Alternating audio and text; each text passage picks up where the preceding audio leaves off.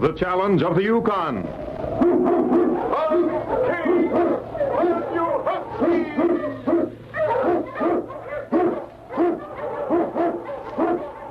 King, the swiftest, strongest of Eskimo lead dogs, blazes the trail through storm and snow for Sergeant Preston as he meets the challenge of the Yukon.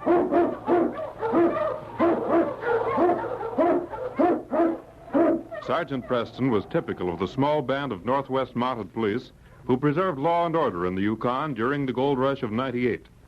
That was the year that brought over 50,000 men swarming into the Klondike region, and the greed for gold led to frequent violence and bloodshed.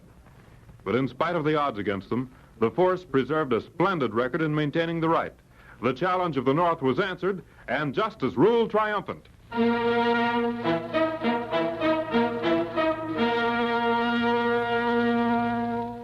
Sergeant Preston, on patrol duty in the Yukon, made many friends who were always glad to see him. One of these was Ab Crowley, who lived with his wife in a small cabin several miles north of Three Forks. A vicious storm had swept wind and snow in the face of the Mountie as he drove his team toward the small settlement, and the prospect of a warm cup of tea with the Crowleys was something he looked forward to. The great dog King ran ahead of the sled, cutting tracks in the snow. On King! On you Huskies!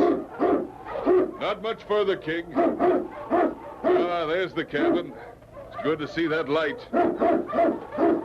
Oh, King! Oh, you Huskies! Hey there, Sergeant Preston. Hello, Ab. How are you? Yeah, fine. I'm mighty glad to see you. Come on in and have a cup of tea. Mrs. just made some. Well, I've been looking forward to having a cup of tea with you ever since I left Broken Wishbone, Ab. How's Mrs. Crowley? Oh, fine, just fine. We got some good news for you, Sergeant. Yes? Well, what is it, Ab? It'll wait for a few minutes. You go on inside. I'll take care of the dogs. You too, King. Go on in there. All right, King. Thanks, Ab. Land's sake, Sergeant Preston, sure is good to see you. Come on in here and close that door. Well, how are you, Mrs. Crowley? Never been better in my life, Sergeant. Dad tell you the news? Oh, no, he didn't. He said it could wait till he got inside. Say, what's this all about? Well, I expect I better let Ab tell you. He's been hankering to tell you ever since we... There, I almost told you myself. Well, I'm certainly curious. Tell me this much. You both look so pleased. It must be something awfully good, huh? It is, Sergeant. It's the best thing that's happened to us ever since we came to this snowbound place. There you are. Oh, thank you. This tea certainly tastes good. Warms you up after all that cold. I guess Ab will be wanting a cup, too, when he comes in. Did you tell the sergeant yet, Ada? Oh, no, she hasn't told me yet, Ab. Well, I reckon I'll tell you myself, then. As if you didn't want the pleasure of telling him yourself all along. Me and Ada just bought the last chance claim. Last chance? Yep. That was Jeb Fisher's claim, wasn't it? It was. Now it's ours. Well. Sakes alive, Sergeant. The cat get your tongue? Can't you say any more than that? I declare, Ab, I knew you'd be surprised, but I never thought Just how much do you know about the last chance, Ab? Well, it's a good claim. I saw Jeb turn up some of the dust myself. I think it's a good piece of luck. We, had kind of a hard time meeting Jeb's price, but, We just took what we'd been saving, and Jeb turned it over to us for the cash. How much cash? $12,000. All the money we had. Why, what's wrong, Sergeant? Well, Ab, I won't congratulate you on your good luck till we make sure it is good luck. What do you mean, Sergeant? I don't trust Jeb Fisher, Mrs. Crowley. I'm afraid that claim is worthless. But we'll soon find out. Worthless? Of course, I have no proof. Sergeant, I can't say that I've ever known you to be wrong before. But this is once I think you've made a mistake. Why, I saw that dust myself. You're no Chichaco, Ab. You know as well as I do that Fisher could have salted that claim. He could have, Ab. But heaven help us if the sergeant's right. Heaven helps him that helps himself, eh, the gal? I'm going to start in tomorrow working on that ground. And we'll know how we stand. Well, that's a good idea, Ab. I'll tell you what I'll do. I have some friends at Three Forks who will be glad to lend a hand. Well, I don't like to be any trouble to you. Oh, no trouble at all, Eb. I was headed for Three Forks anyway, so I'll stop to see them. Well, we'll be looking for you, Sergeant. Goodbye, Sergeant. Goodbye. All right, King. Get the dogs up. On King! On you Huskies!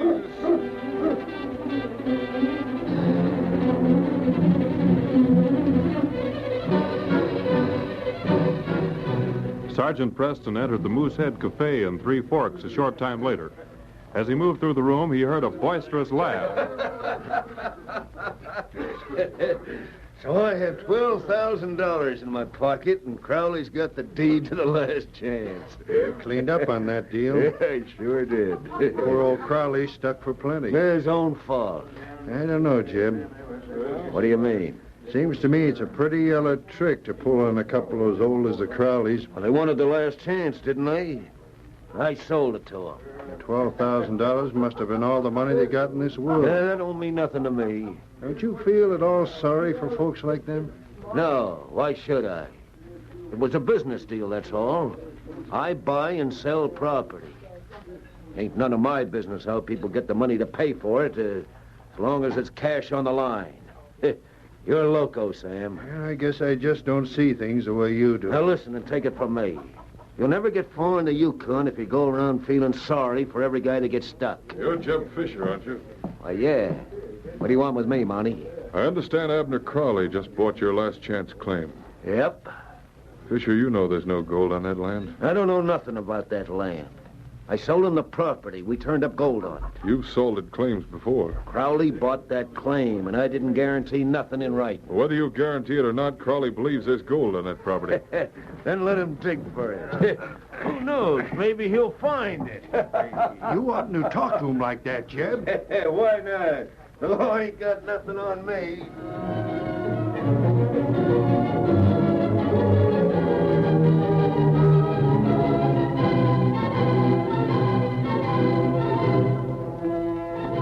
The next day, at the last chance claim, not far from Abner Crowley's cabin, 6 men helped the old miner work his newly acquired land. Yeah. What's the matter, Ab? Ain't getting tired, are you? Me? No. Well, what's wrong? You know, Rob, Sergeant Preston told me this land was probably worthless. I'm afraid he's right. Oh, well, now, Ab, I wouldn't be too ready to give up. Me and the boys will stay around as long as you need us. Well, I don't like Now, this. don't you worry, Ab. Mrs. Crowley fixes better chow we've had in a year Sundays at Three Forks. Well, I believe that's a sergeant coming now. Looks like it is. Hey there, Sergeant. Ho, King. Ho, you Huskies.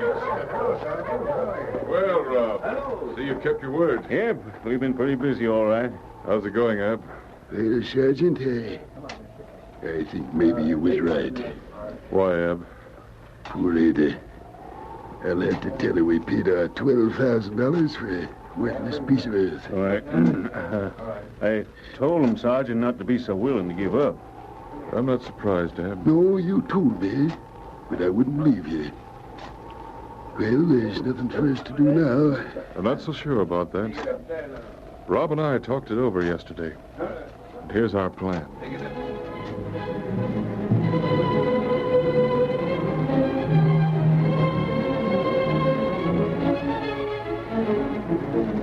A rumor of gold in the Yukon always spread like wildfire. A word dropped in a conversation, sudden activity in a place that had formerly been deserted, and an old miner in town spending money freely. Any one of these things were enough to start men talking, telling exaggerated stories of a new gold discovery. So when old Abner Crowley, long known for the quiet and thrifty way he lived, went into Three Forks carrying a poke of gold dust, the word spread that the last chance claim held fabulous amounts of the precious dust. You hear the news, Jeb? What news? About the last chance paying out. Yeah, I heard it. But I thought you said... No matter what I said. Did you know it Oh, had... shut up, Sam. Oh, I begin to see. Shut up, I tell you. And you thought you took old Abner. I didn't know the last chance was a strike. You're darn tootin' you didn't know it. It'd have never gotten out of your hands if you'd thought that. I'd give anything to get that claim back. What a fool I was. All right, boys. Have another drink. It's all on me. You too, Rob. Have what you want. Thanks, Ab. Don't mind if I do. Ever since you struck it at the last chance... That's right. The sky's the limit. Hello there, Ab. Why, Jeb Fisher. The man that sold me the last chance. My best friend. We always thought you was a good businessman, Jeb. What happened to you? Well, you know how it is. Ab, I'd like to talk to you. What do you want to talk about, Jeb? Ain't got much time, you know. Got to get back to the last chance. Me and Ada. Yeah, I know. But I'd like to talk to you. Well, all right. Come on, Rob. Yeah, sure. Where do you want to talk, Jeb? Let's go in the back room where we won't be disturbed. Suit you, Rob? Well, why not? Yeah, there now. Nobody will bother us in here. Have a chair, boy. Sure, thank you. Well, what's on your mind, Jeb? Ab, when I sold you the last chance, I told you I was planning to leave the Yukon. Yep, that's right, you did, Jeb. Well, a few things have happened since then, and I've changed my mind. I'm staying here, and I'd like to have the last chance back. You see, when I sold it to you, I thought I was leaving, and I wanted to get my affairs straightened up. Now, Jeb, a deal's a deal. I bought the last chance. I know how you feel. You paid me $12,000 for the last chance. Yep, cash at that. I'll pay you $15,000 to get it back. Nope, not interested. $16,000. Now, listen, Jeb. If you was in my place, would you sell her? I'll make it $18,000, Ab. Nope, I don't want to. It costs plenty to work a mine, you know, Ab. I'll give you $20,000 in cash for that claim. Pretty anxious to get it back, ain't you, Jeb? Hello, Ab. Hello, Sergeant. Fisher, what are you doing here? Trying to make a deal with Ab here, Mountie. What sort of a deal, Ab? Now, you keep out of this, Mountie. Jeb wants to buy back the last chance claim, Sergeant. Well, I'll pay him cash for it. Jeb, I think I'll take you up on that. Ada and me are getting old. I ought to clear out of the Yukon and let the younger man work the last chance.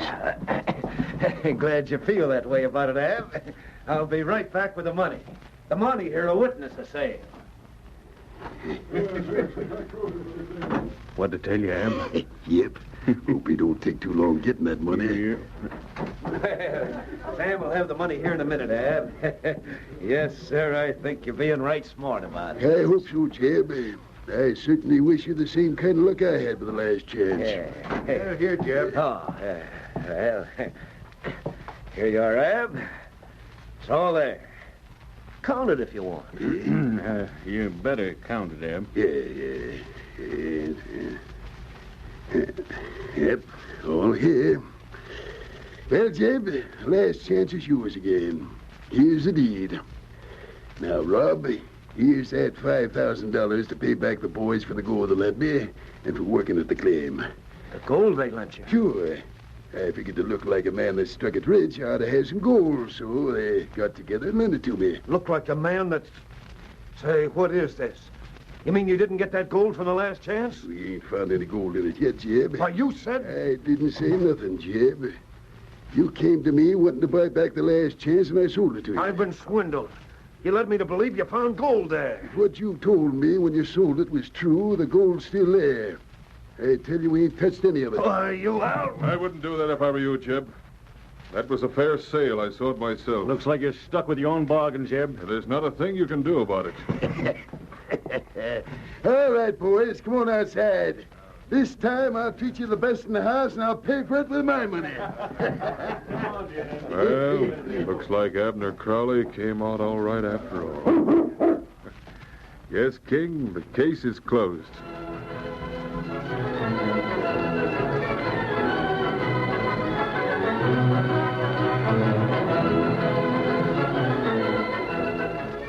Challenge of the Yukon, a copyrighted feature of the Challenge of the Yukon Incorporated, brought to you every Saturday at this time, originated in the transcription studios of WXYZ Detroit.